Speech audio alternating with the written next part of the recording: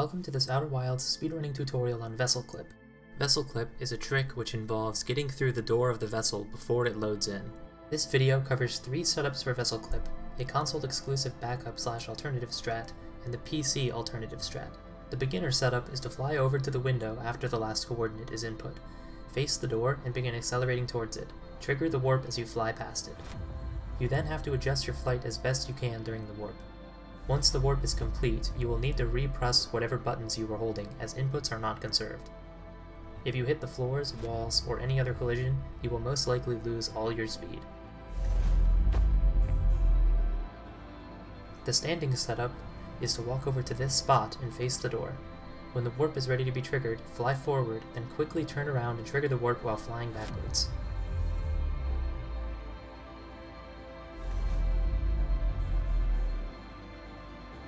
The intermediate strat is to hover between the other 2 locations, and do a similar flight and orb movement as with the window method.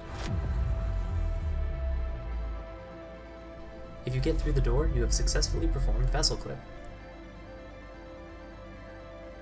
Now go to the right side of the end of the hall and begin scout boosting. This is a technique where you rapidly launch and recall the scout while moving backwards to gain speed. For fast scout boosting, you will want to rebind recall scout to a different button from launch scout. I personally use scroll wheel down for recall scout and right mouse button for launch scout, but this is personal preference. For this flight, you are aiming for the loading zone under the planet. Scout boost while thrusting back and down. The loading zone is pretty large, but it is possible to miss if your trajectory is bad. Since you are moving backwards, you have to use the vessel as a visual cue for your trajectory. The vessel's bridge is facing the planet, with the coil part of the vessel pointing downwards, forming a 90-degree angle. You want to be inside that 90-degree angle. The further down your trajectory is, the faster, but if you are too far down, you will miss the loading zone, which kills the run. Once you get to the purple column area, you can use the columns to judge your positioning and try to make final corrections to hit the loading zone. This big column is a good indicator. You want to be past this column. If you get teleported while your scout is out, your scout will be lost, preventing you from scout boosting for the rest of the run. This can be avoided by stopping your scout boosting before you hit the loading zone. If you fail Vessel Clip, there is a console exclusive backup method.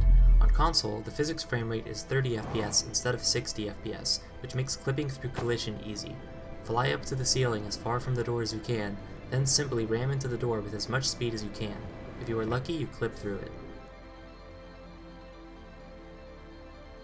If you fail Vessel Clip on PC or want an alternative, move the orb and warp down to the planet. The gravity here is very high, so we can't simply fly to the vortex. However, by jumping as soon as we hit the ground, we can conserve our momentum. We can use this to build up speed as we go, using scout boosting and the thrusters.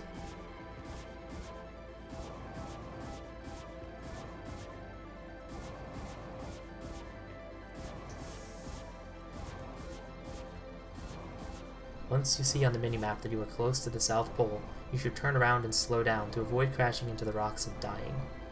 Jump and scout boost up here until the gravity flips, then scout boost and thrust downward into the loading zone.